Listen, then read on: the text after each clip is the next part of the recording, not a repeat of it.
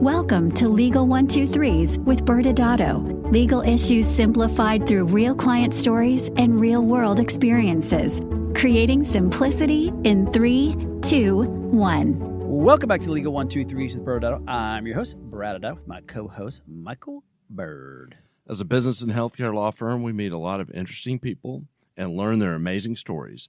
This season, we are riding the emotional roller coaster of the different types of crises that can arise in the operating season of a business. Our theme, Brad, is running a business. Now, Michael, as we've said in other shows so far this year, that's just one season. What are all the seasons? We have the building season, starting a business, the operating season.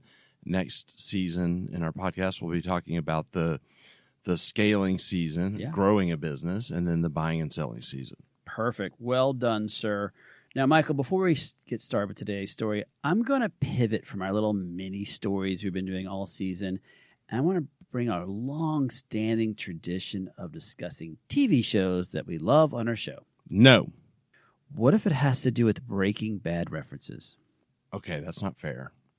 You know that I'm a fan of Breaking Bad, and that I even love the sister show Better Call Saul even more. Now, Michael, since you are a resident expert on both shows, can you give a super brief description for those that have no idea what we're talking about these two shows? I'll start with my favorite first, Brad. Better Call Saul is a TV show about an attorney named Jimmy McGill who is trying to find his way as an attorney under the big shadow cast by his famous brother, Chuck McGill.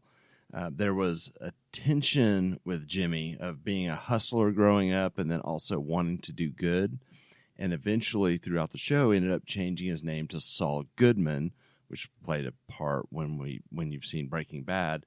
And we learned about this journey of him as an attorney, ultimately representing Walter White and other criminals in Albuquerque. Now, Breaking Bad is a TV show that actually was before Better Call Saul, about a science teacher named Walter White, who turns to the criminal world to help repay for his cancer treatments. Right. He made meth, Brad. Yeah, he did. Now, right, and we did a whole show called MSO Breaking Bad, and we actually went into a little more details back then. We've been really drug-heavy with our conversations this season for some reason. Where are you going with this?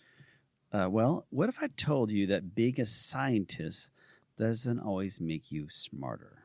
Kind of like you being an attorney does not make you smarter? Ouch. Hey, Kennedy, can you just make sure that gets cut? That's just mean right there. But Well, I read an article recently where art became life. In Long Island, New York, a gentleman who wanted to be like Walter White, apparently, he was really good at science, getting that science down, but apparently was not very intelligent. I don't want to play spoilers here, but did he blow himself up? You know what? Sort of.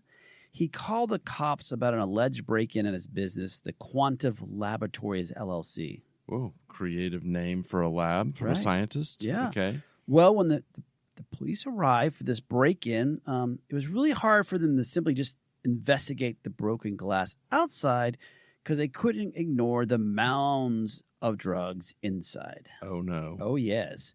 Ultimately, the police found over 100 pieces of lab equipment, $40K in cash, meth-producing chemicals, array of drugs, including GHB, meth, and ketamine. Was there any word of an RV parked outside? Good Breaking Bad reference. No mention of an RV. Okay, I cannot believe that you sucked me in and got me to discuss TV shows again. We were doing so well this year, but let's get to it, Brad. Let's get to our story today. Hopefully there's no RVs or mounds of drugs that we're talking about. Well, I don't think there are, but we'll get in today's story. So our first character is a doctor named Dr. Pinkman. Okay, audience members who don't know, Brad is now bringing Breaking Bad characters into our main story. Jesse Pinkman is Walter White's former student who was not the sharpest tool in the shed. No, he wasn't. But he partnered with Walter White to build a drug empire. I'm also objecting, Brad, as you're using names of characters that we used in that prior show, MSO Breaking Bad. Seems really lazy to me. But I guess go on. Well, I figure I could get away with it only for the fact because you love Breaking Bad so much. Fair. Maybe it was lazy me. All right, back to Dr. Pinkman worked for the Heisenberg Healthcare Company in Albuquerque, New Mexico, and it was initially formed by Dr. White, Dr. Hank Schrader, and Dr. Schuyler White. Now, Hank was Walter's brother-in-law, and Schuyler was his wife. So Dr. Pinkman was the only owner who was not related to the founders of the organization. So all of these characters are from Breaking Bad. You're going deep with Breaking Bad today. I'm just at this point, I'm going to roll with it, but I'm starting to get an ominous feel about our story today. That's probably a good sign there that you're catching on. Now, Dr. Pinkman has been working at the organization for years, and has been an owner for about 5 years. Dr. Pinkman makes a lot of money for Heisenberg Healthcare Company, but he was always complaining that he was not paid enough. Okay, well, I'm curious now. Is it just these 4 physicians that you've mentioned? Actually, no. It's a good question, Michael. Actually, there's a bunch of employed physicians. They had mid-levels who worked there and in the practice, and they had locations all across the state. Okay, you use the term mid-levels, Brad. For those not familiar with the term, that generally is meaning physician assistants and nurse practitioners, PAs and NPs. These are professionals who, like physicians, can assist with the diagnosis and treatment plan and help and treat patients based on proper supervision. Great. Good catch there, Michael. And they had a large support staff to complement all these providers. Dr. Pinkman was growing his practice and quickly became one of the number one providers, if not the number one provider. But he still never felt like he got paid enough. Well, how did they compensate Dr. Pinkman? All right, so all the physician owners were paid based on their personal production and, of course, the ancillary revenue. Each physician had an employment agreement that paid them on their personal production under what we call an eat what you kill model. And as it relates to the ancillary revenue they attained from, they had a lab, they had an MRI, they had X-ray machines. These physicians owners received distributions of the profits of Heisenberg Healthcare based on their pro rata share of ownership. Okay, that's a lot to unpack, Brad. Let me first talk about this eat what you kill model that you referenced. So let me start with what it's not, so everybody has the context. So a lot of times with physician employees and even partners, their comp system will be a base salary, and particularly with employees, they may have incentive comp that kicks in when they reach a level of production. An eat what you kill model almost feels like you're your own little business, in the sense that you track the revenues that you produce as a, in this case, partner, and then you get allocated certain expenses, and there's a bunch that goes into that. But ultimately, you eat what you kill. You get to keep what's left over after you paid whatever has been agreed upon. But you mentioned another term. You mentioned ancillary revenues, and I know that unless we happen to have some healthcare attorneys out there, that may have just kind of been glossed over. Talk a little bit about ancillary revenues and why these were distributed, you said, on a pro rata share of ownership. Yeah, and ancillary revenues will often be that's not based on their personal production. So that could be based on, again, MRIs or X-rays and labs, things in which a doctor is referring to someone else to take care of that. Now, because a doctor themselves not taking care of it, there's a bunch of rules that you have to abide by, especially when you have federal payers, which in this particular practice was involved. And these federal payers can be Medicare or Medicaid or TRICARE or other federally funded programs. And when it comes to these programs, just because I refer the most doesn't mean I get paid the most. There's certain federal laws out there. Some of you might have heard of Stark. Well, that's the federal anti-referral law. Or I'm sorry, that's the federal. That's the federal anti-referral law. There's another law out there called the federal anti-kickback law, which is another law that really prohibits people getting kickbacks for referrals. And both of these, both the Stark and anti-kickback law, have certain exemptions that you can use. In Stark, we call them Stark exceptions. In the anti-kickback world, we call them safe harbors. And when it comes to these types of practices, there's ways to legally build these ownerships and allow them to receive funds from it. But mostly, the easiest way to summarize it all, it has to be generally based on your pro rata share of ownership, and that's why they couldn't just receive whatever they referred. Okay. Sorry for the sidebar there. Let's get back to our story. So I am surprised that Dr. Pinkman was complaining how he was paid. I mean, it's pretty straightforward. He's on an eat what you kill model, which rewards you the most for your own production. It seems like those who produce the most get paid the most at Heisenberg Healthcare. Yeah, Michael, and that's correct. But Dr. Pinkman always felt like he was owed more money, and it started to appear that he started not trusting the fact that all these other owners were related.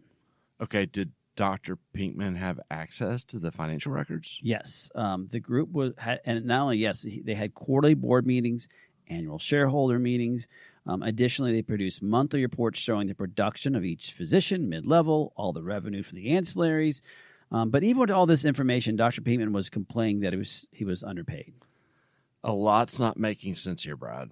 And this is the operating season, so I'm starting to get the picture that we had a crisis. Your assumption is correct.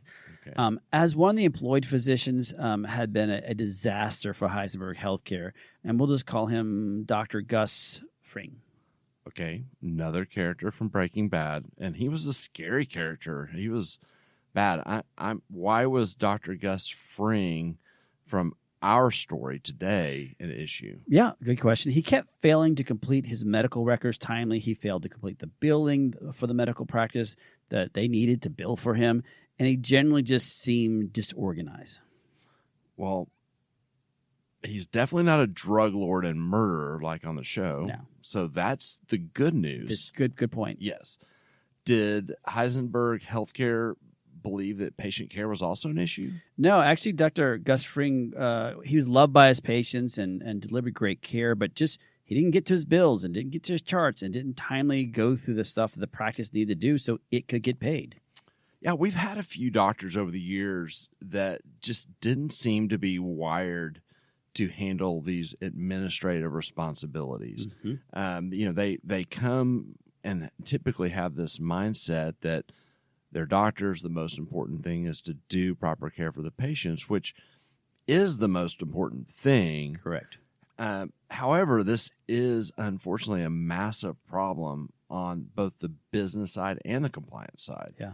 I mean, if you think from a compliance perspective, you're required to keep updated medical records.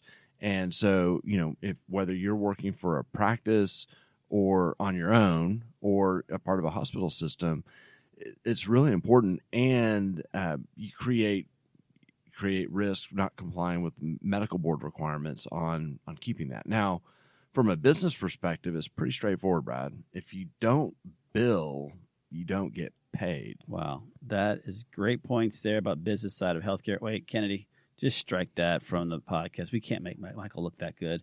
All right, back to our story. Over the last few months at Heisenberg Healthcare, they would have these board meetings and they would discuss Dr. Gus Fring about he was losing money and what corrective action should they take to remedy the situation. But basically, after 18 months, nothing seemed to be working. So they just finally decided just to fire Gus and because they couldn't get him to complete his administrative side of the practice, it just wasn't working. I'm sure it was a hard decision if he was beloved by the patients, but necessary for the practice. What does Dr. Gus Fring have to do with Dr. Pinkman? Everything. Oh. Gus was a major drain on the profitability of this practice, so much that it ate into a substantial portion of their profits, as they were, first off, overpaying Gus and then not billing for him, which led to a very upside down on the Gus's revenue. And additionally, Gus heavily used mid-levels to help cater to his patients, which added to the overall expenses to the practice. So if I'm hearing this right, Gus had a very high salary. He was paid a lot. Yes. He had very low revenues because he wouldn't bill for his work. He had a lot of people helping him. Yep. And they got paid a lot. Yep. And there was no revenues coming in from them either. Yeah, that's not a good equation for the business. It's not. And I would say this, for an owner of the practice, they're assuming the risk of employees. I mean, the flip side is they get to share in the upside in the profitability. Going back to your ancillary revenue, there can be other employed providers that create, a lot of profit for a practice. But this sounds like the wrong kind of force multiplier. Exactly. As such, at the end of the year, everyone's distributions was impacted. Dr. Pinkman was furious, and he only wanted the founders to actually bear the burden of this financial impact. And so just to restate, the founders being the family partners, right? Yeah. Okay, so why did he think these founders should bear this burden? Well, Dr. Pinkman believed since Dr. White was the CEO and did not fire Gus fast enough, and everyone else was related to Dr. White, Dr. Pinkman should not have to suffer the poor decision-making of running this business, and all the other partners should have to split the loss between themselves. I'm confused, Brad. I thought you said Dr. Pinkman was on the board and had access to all the same information. Yeah, you were listening well. Good job. It apparently didn't matter to him.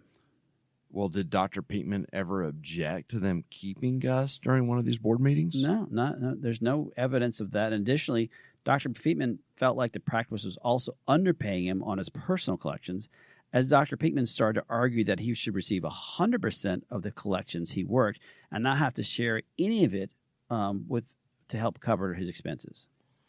Well, as I explained earlier in an Eat What You Kill model, a doctor does not get to take home everything a doctor collects.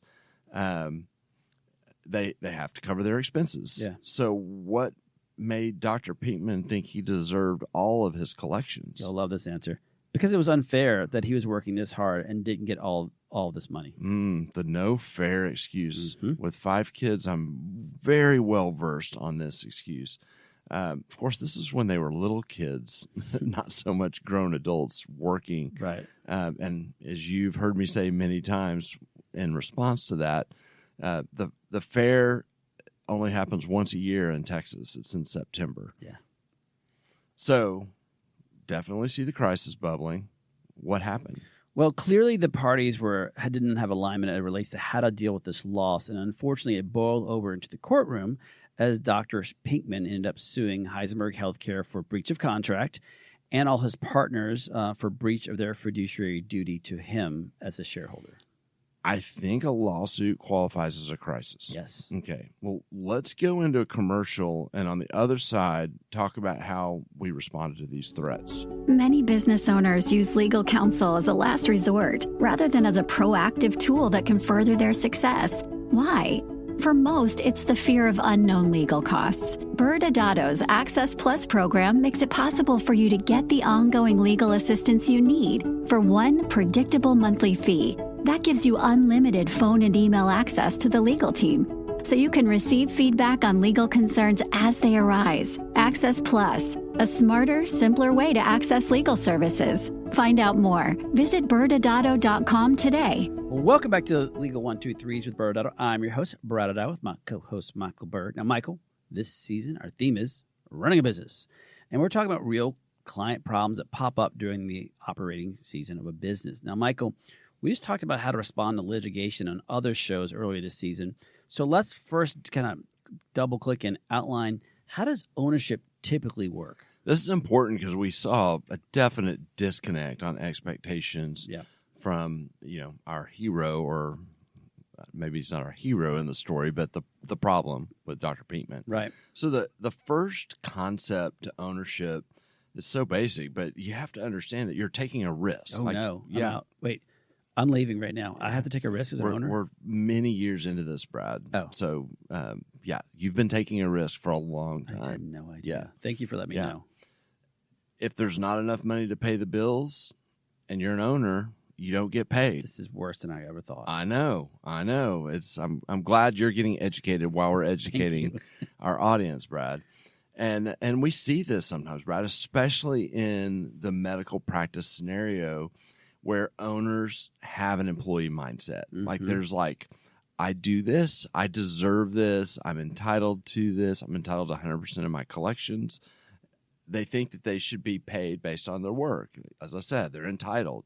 But the reality is that the owners, and I've mentioned this already, they enjoy both the fruit of the profits of the practice, but they're also the last to get fed, figuratively, when losing money. Yeah. Or in an Eat What You Kill, you get to eat last. Yeah. And so when it comes to profits, these are most commonly distributed according to the percentage of ownership. And so what you might have seen here, probably did see, you can confirm, is, you get this Eat What You Kill model that covers your own personal production, but there's all these ancillary revenues, which include the other employees that generate profits, and you get distributions, like you mentioned earlier, according to ownership. And so, depending on the type of entity and maybe even the model of the practice, you'll sometimes see that profits are distributed based on some factor other than ownership. But as we know here, there was actual compliance reasons that they were doing it, according to ownership. But Brad, this is one aspect of being a partner or shareholder for a medical practice. Yeah. Talk about kind of the management side. How is a practice managed? Yeah, and so audience members, as you can imagine, you can be an owner of a business, and that doesn't mean that you're actually doing the governance. So a lot of times your owners will appoint people called board of directors or even officers. Now, those individuals, your board members and your officers, they serve at the pleasure of the board serves at the pleasure of the shareholders in this case, and the board members appoint officers who serve at the pleasure of the board. So they all talk to each other. And these individuals are the ones that should be helping making the business decisions and the advancement. That doesn't mean they're doing the day-to-day grind of, doing the checkbooks, but they're making sure they have the right person to do that. They're helping implement the vision and the strategy related to running that business, and they're making sure that they're doing good governance throughout that process. Now, Michael, as part of the lawsuit, Dr. Pinkman claimed that these other directors breached their fiduciary duty. So I think we need to jump into that vocabulary word. What is a fiduciary duty? Okay, I feel trapped, audience. I don't know how to answer this question without getting into the legal a little bit here. Yeah. So just, I guess this is a legal podcast. Yes, so it is a legal podcast. I do have some wiggle room. It's called the legal 1, 2, 3. Okay. Well, so that means I have to simplify somehow. Yes, sir. Something that's not simple. Fiduciary duty refers to basically a relationship between someone that's deemed to be a fiduciary and the beneficiary on whose behalf the fiduciary acts. Mm-hmm. So the fiduciary accepts a legal responsibility, and they have these duties of care, duty of loyalty, good faith, confidentialities, and more when there's to serve in the best interests of a beneficiary. And of course, maybe not of course, a board member, a director, and an officer, that part of that role carries this responsibility, this fiduciary responsibility. And so what I've learned is that one of the arguments in the lawsuit by Dr. Pinkman was that the other family members, as officers or directors, that they breached their fiduciary duty of loyalty to the owners, and that they didn't act in their best interest. And so I want to pause for a minute, Brad, because that's what the allegation in the lawsuit was. It's important to understand that fiduciary duty is a state law-driven doctrine. Yeah. And I'm going to try to keep us out of the weeds, but there are nuances, as to whether a director in a corporation owes this fiduciary duty to the shareholder or they owe the fiduciary duty to the corporation itself. Right. And it does matter in a lawsuit depending on how the state law is written. And also, common medical practices are set up as partnerships as the legal entity. Right. And there it's more straightforward. A partner owes this fiduciary duty to the other partners. Right. So, Brad, talk a little bit about the ways the board can act for the benefit of the owners as good fiduciaries. Yeah, and on that point, audience members, to Michael's point about the fiduciary piece, first off, is that someone can sue you for everything, but to Michael's point, that doesn't mean it's actually a true fiduciary duty that's owed. But for those that do, let's talk about if the entire board does have a fiduciary duty, what are the things they can think about to make sure they're acting like that? So they should monitor the business by discussing and analyzing financial reports. They should be paying attention to the funding and expenditures and the revenues and debts and cash flow. And with this information, the board should exercise what they call the good faith judgment as it relates to the appropriate oversight needed for running this particular business. And if the board is active in following what it believes to be the best course of the business, it's acting for the benefit of these owners of the business. And as such, if they make a bad business decision, it hurts, right? But that they should be liable as a board or as officers for making a bad business decision. and therefore they shouldn't be a breach of their fiduciary or their obligation to the owners just because they made a bobo there, Michael. Yeah, I mean, there's a long-standing doctrine. It's called the business judgment rule, that it basically protects a fiduciary, a board member, an officer, from honest mistakes and for good faith decisions based on their business judgment. Mm-hmm. So, making a mistake is not a breach of a fiduciary duty. Now, what's interesting, and you mentioned this earlier, you said if you're active.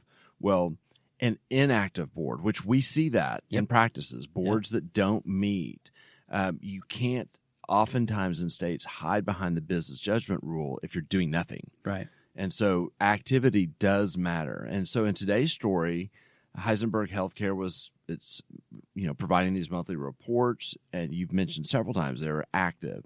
So why, I'm curious, didn't Dr. Peakman raise his concerns at these board meetings? Yeah, it's a great question, because what we eventually learned is he actually didn't understand how P&L worked at the practice, even though he had been an owner for 5 years.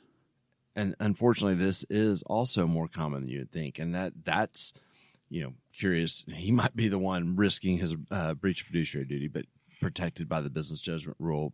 But a P&L at its most high level is... What does P&L mean? Profit and loss statement. Good, thank you. I didn't know. Yeah. And, you're learning a lot today, Brad. This is so good. This is so helpful Very for helpful. our partnership. I'm taking notes. Yeah. So the P&L basically tracks the money in and the money out. Mm-hmm. Revenues that come in from a global perspective, Right. From all sources, all the revenues, and then all sources of expenses down to you get to the profit, the leftover. The net income is the term you'll see from an accounting perspective. And so that's kind of the gist of the P&L. Yeah, you're right. The profit being better than the losses, right? Yes, I've heard that's good. Good. Okay, good. I'm doing great now. Yeah. And so as the losses started adding up, Dr. Peakman actually didn't understand the overall impact that Dr. Gus Fring was really having on their practice, which caused this ripple effect that Dr. Peakman thought the owners must be stealing from him, and therefore Dr. Peakman was owed more money, again, including 100% of his collections. And Michael, let's take a little step back here. But Michael, we talk about this a lot about how collections really work in a medical practice. Maybe you can discuss that. Let's double click on the eat what you kill that we talked about earlier. So kind of think of a subcategory of a P&L where we're just isolating on Dr. Peakman in this example, just to have someone to picture. Yeah. And when we talk about collections, a eat what you kill model actually has his revenues minus his expenses. Well, his revenues are going to be collections that come in the door based on work off his back. And so oftentimes the other sources of revenue wouldn't be isolated on this kind of single sheet of a kind of Peakman, P&L. Right. And these collections, you remember, audience member, is from what's collected, not billed, and not have to do with any of the other ancillary revenue, purely that. Now, Michael, you did mention, since this story is talking about eat what you kill, one of the important elements of an eat what you kill is first the collections, but how the overhead actually impacts then the model and much less the collections themselves. Can you talk about that? If I stopped right where we were, then Dr. Peakman would be great. Yes. He wants 100% of all the money he collects. So right. He wants to stop at that top line on his individual sheet. Right. The problem is that, again, there are expenses associated with that. And when you do an eat what you kill, you're allocating those expenses. And so there might be direct expenses like any salary that he's taking or malpractice insurance for him or other direct expenses. And then there's shared overhead that may be his portion of the rent that's maybe done according to ownership or per person. Right. And then there might be indirect things like per use, like if he's using more, gauze in his procedures or other supplies, then you got to figure out a way to allocate that. And they would have, I'm sure, pre-agreed to this, and that's how the overhead side works. Well done. It's almost like you've talked about this before. So to summarize for our audience, Dr. Peakman did not want to share as an owner when it comes to the losses of the business, and for every dollar that he collected on his behalf, Dr. Peakman wanted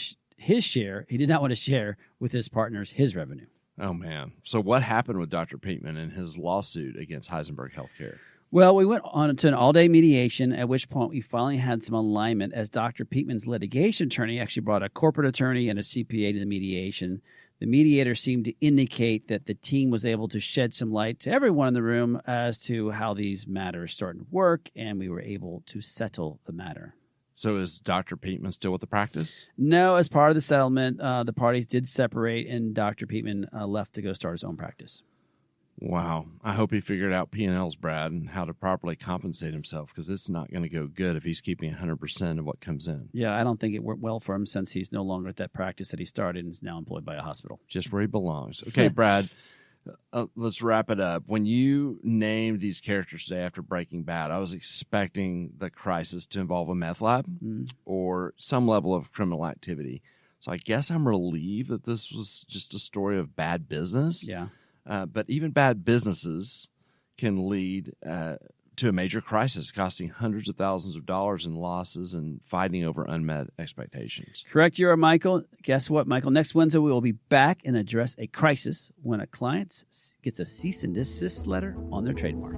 Thanks again for joining us today. And remember, if you like this episode, please subscribe. Make sure to give us a 5-star rating and share with your friends. You can also sign up for the ByrdAdatto newsletter by going to our website at ByrdAdatto.com.